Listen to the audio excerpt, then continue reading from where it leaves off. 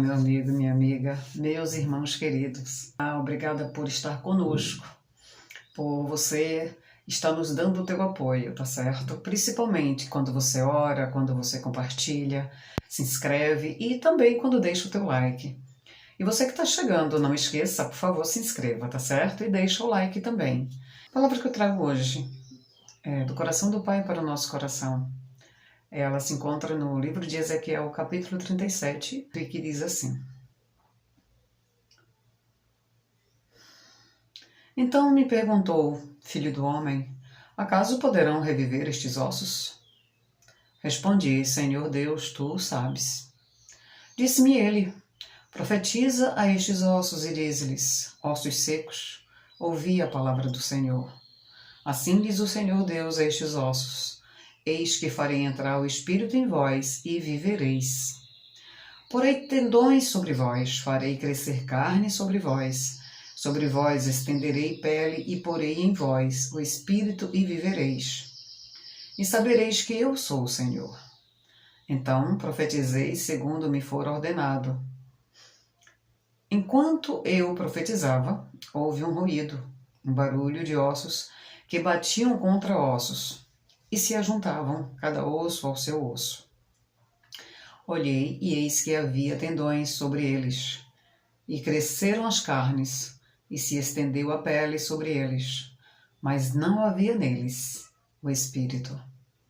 Então ele me disse, profetiza ao Espírito, profetiza ao Filho do Homem, e diz-lhe, assim diz o Senhor Deus, vem dos quatro ventos, ó Espírito, e os sopra sobre estes mortos para que vivam.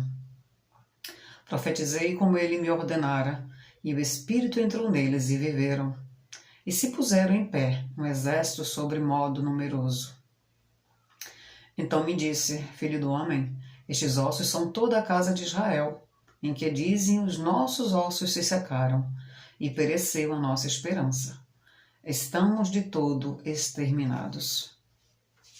E o versículo 13 diz, sabereis que eu sou o Senhor, quando eu abrir a vossa sepultura, e vos fizer sair dela, ó povo meu. A mesma pergunta que Deus fez a Ezequiel, ele pergunta para mim e para você. Quando ele diz, porventura poderão esses ossos tornar a viver? Porque esses ossos, queridos, eles representam as emoções. E Ezequiel ele deu uma resposta sábia quando ele disse, tu sabes, Senhor. Porque há situações, amados, que se formos olhar, com um olhar natural, a gente não vai ter esperança. Mas, quando nós olhamos por fé, e essa palavra aqui ela se aplica, tanto àquele que já tem a verdade, quanto também ela se aplica àquele que ainda não tem, que talvez olha para si e pergunta, será que tem jeito para a minha vida? Será que eu ainda tenho condição de mudar?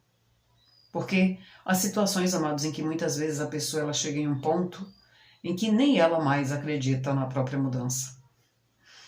Mas para Deus nada é impossível. E é justamente quando as nossas possibilidades se esgotam que Deus entra com o poder dele para agir. Até porque ele disse que ele não veio para aqueles que são sãos, não. Ele veio para os doentes. Ou seja, quanto mais complicada for a situação, mais Deus gosta de manifestar o seu poder.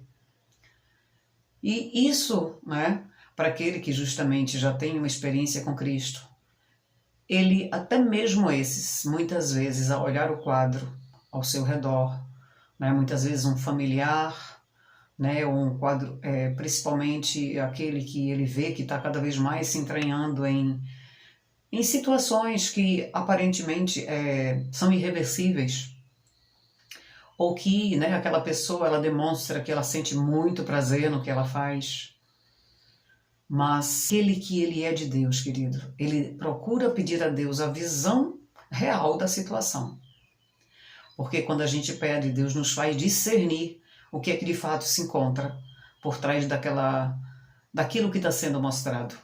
Quando nós olhamos com olhar espiritual, Deus nos faz enxergar aquilo que de fato existe. E quantas pessoas, amados, que estão andando levantam de manhã, né? Cumprem a sua rotina, dormem de novo, e dia após dia é isso, é aquela rotina cotidiana, mas por dentro já estão mortos, já não têm nenhuma esperança e buscam muitas formas de fuga, né? Como uma forma de compensar o seu vazio, porque é como esses ossos que aqui foi mencionado, que eles, né, já não tinham mais vida, eram apenas ossos secos. Mas Deus aqui nessa palavra, Ele garante que Ele traria esperança de novo. Ele diz que ao profetizar, quando Ezequiel ouviu a voz de Deus e ele profetizou sobre aqueles ossos secos que nem ele mesmo acreditava, ao ponto de dizer que só Deus sabia se poderia de fato haver vida sobre aqueles ossos. Quando ele profetizou, cada osso se ligou ao seu osso. Vieram sobre os ossos os tendões, veio sobre aqueles ossos também a carne, depois veio a pele, porque Deus é o Deus que Ele não faz obra incompleta, amados.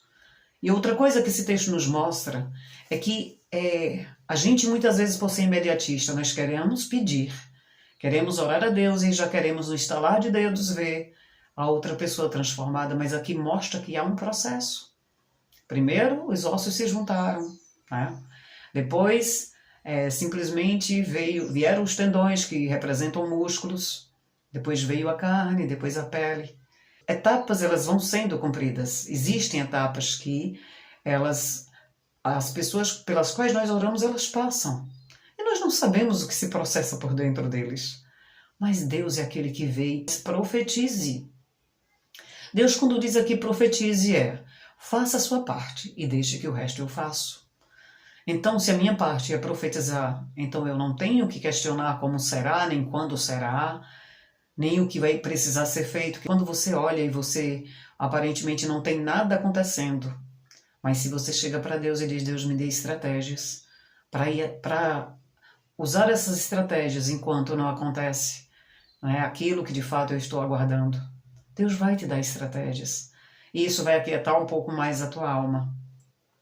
Eu estou fugindo um pouquinho do texto, queridos, porque na verdade foi o que o Espírito Santo de Deus mandou dizer. Porque como nós somos muitas vezes inquietos demais, quando a gente pede estratégias, Deus vai nos dando, sabe, palavras. E Deus vai falando, vai aquietando o nosso coração e muitas vezes vai até nos mostrando como agir. Porque é difícil você investir numa situação e parecer que aquilo ali está paralisado por completo, parece que nada se move, não está acontecendo nada. Só que Deus trabalha no silêncio. Muitas vezes nós não vemos, mas o Senhor está vendo o reboliço que está acontecendo no íntimo daquela vida. Então que isso, sabe, sirva de alento para nós, sirva de sustento. E você também que não acredita, como eu comecei falando, que não acredita na sua própria mudança. Então somente se entregue a Deus e diga, Deus, se o Senhor é o Deus que eu tenho escutado falar, essas maravilhas todas até aqui, opere também na minha vida. Deus não vai se zangar se você fizer isso. Porque isso não é incredulidade, ao contrário, queridos, é um passo de fé. Porque no momento que você diz, Deus, haja na minha vida também. Se porventura o que eu tenho escutado é verdade a respeito de ti, faça também em mim. Você vai estar manifestando a tua fé. Ainda que seja aquela fé pequenina do tamanho de um grão de mostarda, mas ele não precisa de mais do que isso. Ele precisa tão somente que você tenha fé. O resto vai ser um processo. Claro que ele não quer que nós, como seus filhos e filhas, estagnemos. Paremos naquilo que já recebemos. Não, nós precisamos desejar cada dia mais dele, nos enchermos mais para poder, porque só transborda aquele que está cheio. E para poder justamente alcançar outros ao redor, precisamos transbordar. E que o Espírito Santo de Deus nos capacite nesse processo de transbordar do Senhor. E precisamos realmente que Deus nos conduza e faça conforme a sua vontade. E Ele é poderoso para fazer muito mais abundantemente, além daquilo que pedimos ou pensamos, segundo o seu poder que opera em nós. Então, amados, que essa fé ela não nos falte. Pequena ainda, mas ela vai crescer à medida que nós formos vendo o Senhor agir.